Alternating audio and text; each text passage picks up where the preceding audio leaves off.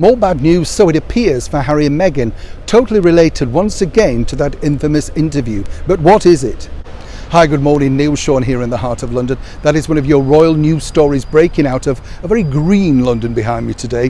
Hope you're enjoying the show and keeping well. Thank you so much as ever for all your comments. And yes, we're in the heart of Westminster today. Beautiful church this, just attached to the side of Lambeth Palace. But back to the royal story. Now, the problem really is this. As we all know, Harry and Meghan sat down with Oprah Winfrey and delivered bombshell after bombshell of their truths. But now it does appear that some of those truths could be about to be debunked.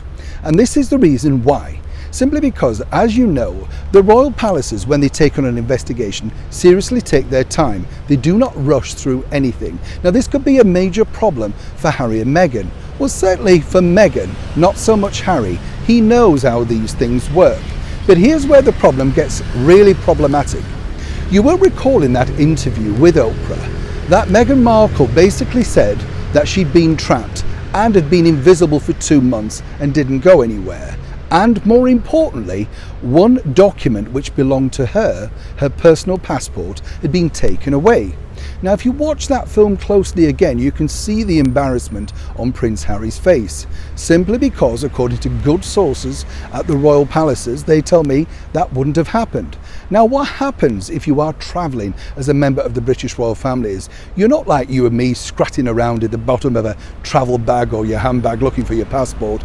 That is all put together for you, documents, everything that you need so that you have a seamless journey. So when you arrive, you're fresh and you're there to do the role of which, of course, you're paid for, a member of the British Royals. Is this one of the reasons why one of the staff was really upset, and was that the start of the bullying claims?